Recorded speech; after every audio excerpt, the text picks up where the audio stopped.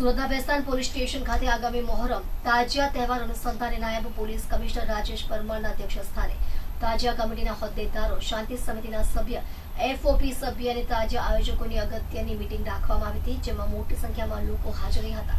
ત્યારબાદ તાજિયા જુલુસ શાંતિપૂર્ણ વાતાવરણમાં સંપન્ન થાય તે માટે જરૂરી સૂચનાઓ આપવામાં આવી હતી। આજરોજ ઝોન 6ના બેસ્તાન પોલીસ સ્ટેશનમાં જે 5 અને 6 તારીખના જે તાજિયાના પ્રોસેસન નીકળવાના છે તેના સંદર્ભમાં શાંતિ સમિતિની મિટિંગ કરવામાં આવી, જેમાં હિન્દુ મુસ્લિમ આગેવાનો મોટી સંખ્યામાં આશરે 100 થી 125 જેટલા હાજર રહ્યા હતા।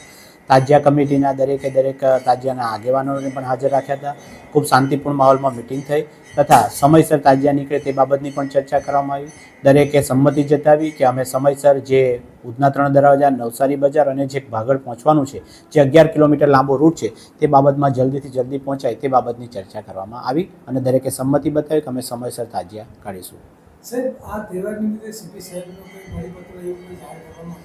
જે ઓલરેડી જાહેરનામું છે સીપી સાહેબનું કે જેમાં તાજિયાના સમય આપેલો છે, કેટલા હાઈટ વધારવી નહીં તેનું પણ જાહેરનામું બહાર પાડેલું છે।